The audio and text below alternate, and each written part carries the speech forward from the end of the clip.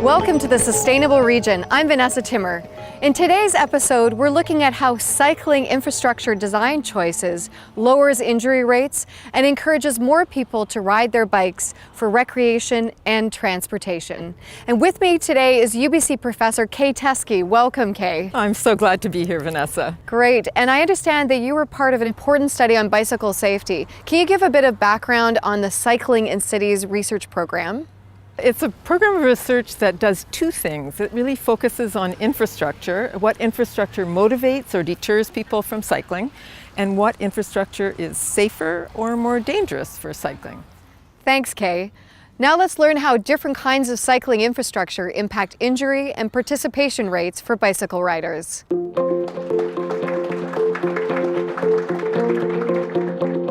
My bottom line message for you today is the proportion of trips by bike is malleable. You can change it. And part of the way you can change it is by doing some of the things that I'm going to talk about today to do with infrastructure.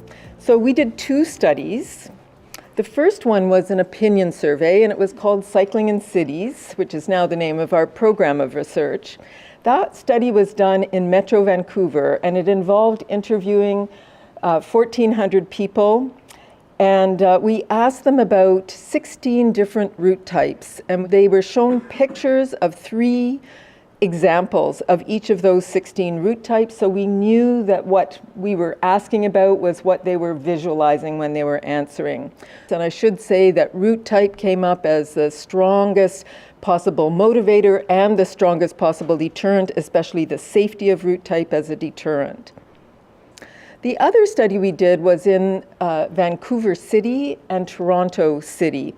It was an injury study, and it involved looking at the routes and locations of injuries of about 700 people in the 2 cities. And there we also classified the routes, the places where they were injured, and also randomly selected control sites on the same route that they rode. So one of the things we wanted to do with these 2 studies was see if preferences and safety agree. And what you can see on the vertical axis is route preference, high preference in green at the top, low preference in red at the bottom. And then on the horizontal axis, you can see route safety, high safety in green on the right, low safety in red on the left. And what you can see is, in general, safety and preference agreed, which is not surprising because safety is a huge determinant of what people feel about cycling routes and what they feel about cycling. But there was some thought before these 2 studies were done that people didn't know what was safer and what was less safe. But the most safe routes in the upper right-hand corner are bike-specific facilities, and the lower left corner are the least safe routes and least preferred on busy streets.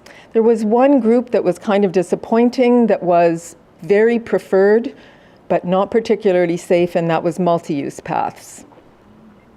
So now what I want to do is show you pictures of each of those route types, or at least a big selection of those route types, and I'm dividing them into 3 different kinds of routes: busy streets, quiet streets, and off-street. So the first street, and the street that we compared all the safety, the injury data to, was a busy street with parked cars and no bike infrastructure at all. This is the most typical street in Vancouver and many of our municipalities in British Columbia. It turned out to be the least safe route type, and it's also, in our opinion survey, the least favored type of route. This is hugely important. If we don't provide routes to destinations that feel comfortable and safe and that are motivators to cycling, then how can we get people to take up transportation cycling? Here is a route type that became popular in the early 2000s, that is Sharrows. This is adding the minimal addition to a busy street route type. These are normally put in Canadian cities on busy streets where there's not quite enough room for a bike lane. And not surprisingly, these turn out to be not particularly safe, and they also remain a deterrent to cycling. You can see this woman is riding smack in the door zone. The next one is adding a painted bike lane, in this case between parked cars and moving cars. And it turns out that this change did not make much of a difference to safety. And it still didn't make much difference to whether or not people feel motivated to cycling. It is slightly safer. You're still dealing with cars on both sides of you. Here is where you start to make a difference to safety and a slight difference to cycling motivation.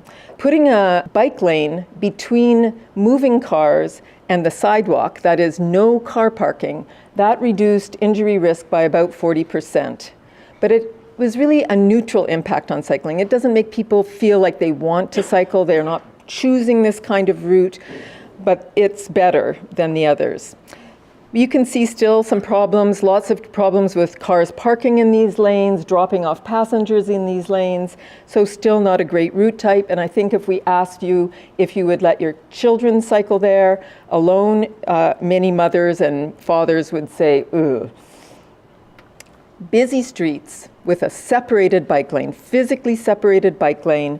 This is the safest. Here we saw tremendous reductions in injury risk, about 90%. And this was the only route type on a busy street that had a positive rating. And it had a positive rating that was equal to many of the quiet streets and off-street route types. So this is a huge change, a great selection for an arterial or collector.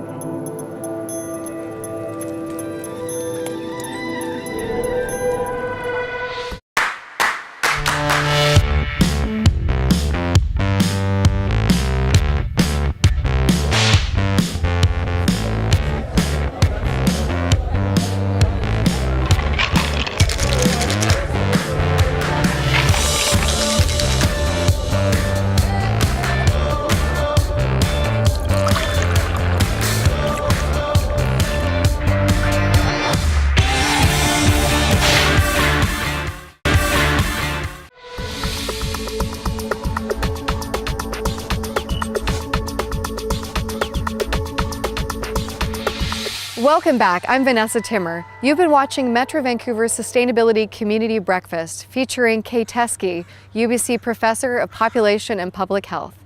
So Kay, what's your wish list for the most effective change for cycling infrastructure? So the most important thing is providing a network of separated routes. You can't just have separated routes from place to place, but you have to connect them. And when you do that, you see tremendous increase in cycling, which is good for everyone. So a quiet residential street we did find is quite a bit safer. It reduces risk by about 50% compared to a busy street without any bike infrastructure. It had a neutral impact on cycling, which is interesting to me. I love these routes myself, no matter what.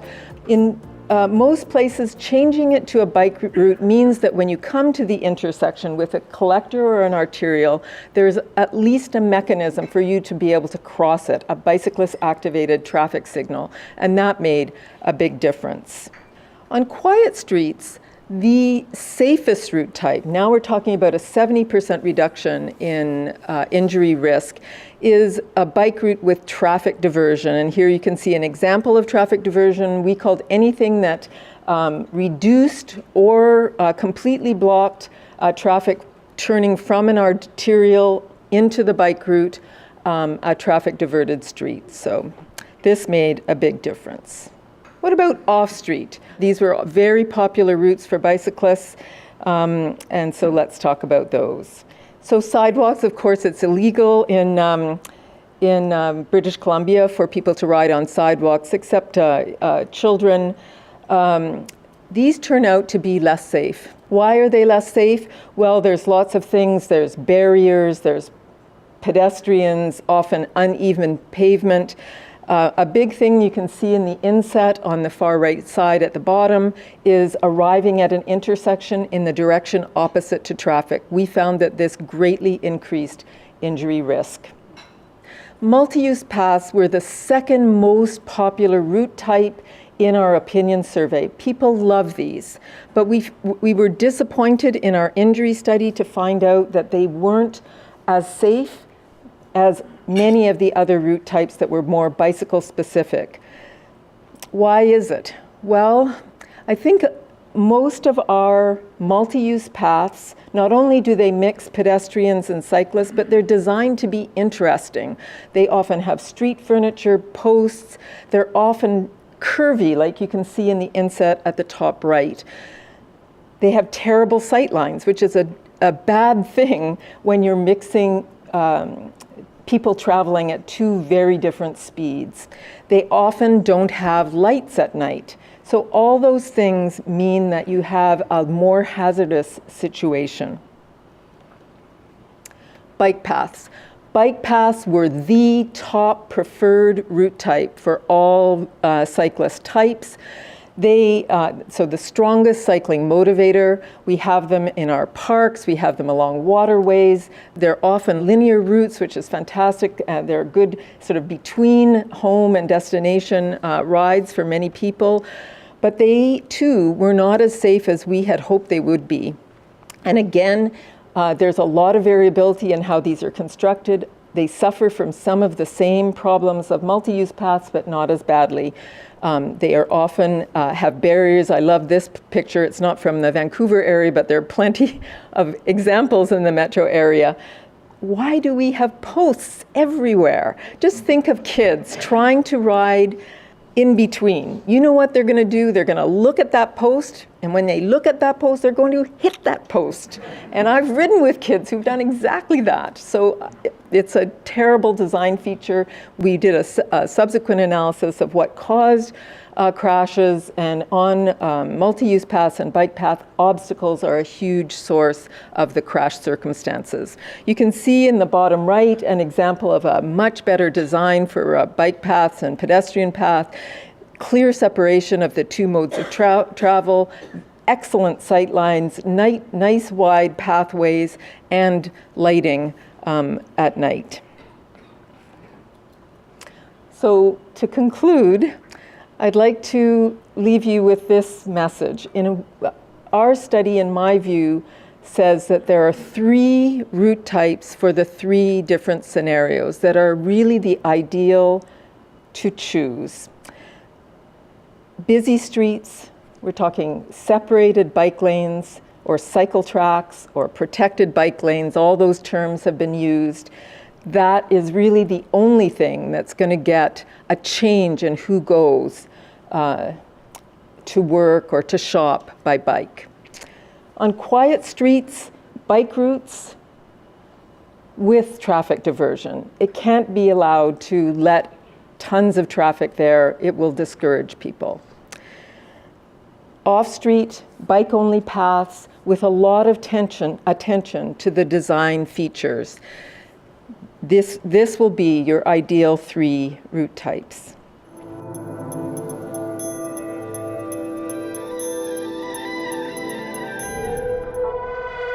Your guide to adult toilet training. Tip number 1, the unflushables. When you flush disposable wipes, they make your toilet and our sewer system work a lot harder, causing backed up pipes, flooded basements, and spills into our environment. The only things that should go in your toilet are pee, poo, and toilet paper. Remember, even if they say they're flushable, wipes go in the garbage. Never flush wipes. Flush wipes.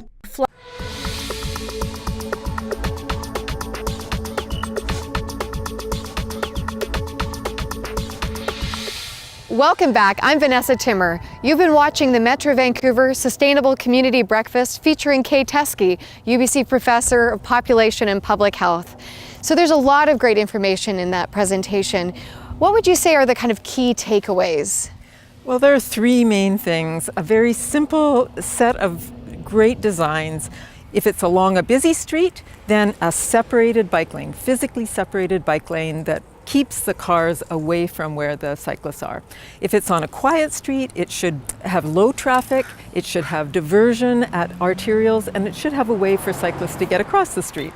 And then The one that people like the most is off-street bike paths, but they need some special consideration too. They should have good sight lines, they should have lighting at night, and they shouldn't have bollards and street furniture all over the place that act as obstacles. And those three are very simple. They're like what the Dutch do and the Danish do, and they make all the difference. What's next in the Cycling in Cities program? A third of the crashes in Toronto, in the area that we studied, were people slipping or getting caught in streetcar tracks. So it's a really important issue, both for Toronto, where there are streetcars, and also in the future for cities that are considering streetcars. Thank you, Kay, for bringing such a great perspective on cycling infrastructure. Oh, it was great to be here. Thank you. You can watch all Metro Vancouver's sustainable community breakfast events online at metrovancouver.org, along with past episodes of the Sustainable Region, Metro Vancouver Close-Up, and many other videos on regional topics. On behalf of all of us at the Sustainable Region, I'm Vanessa Timmer. Thanks for watching.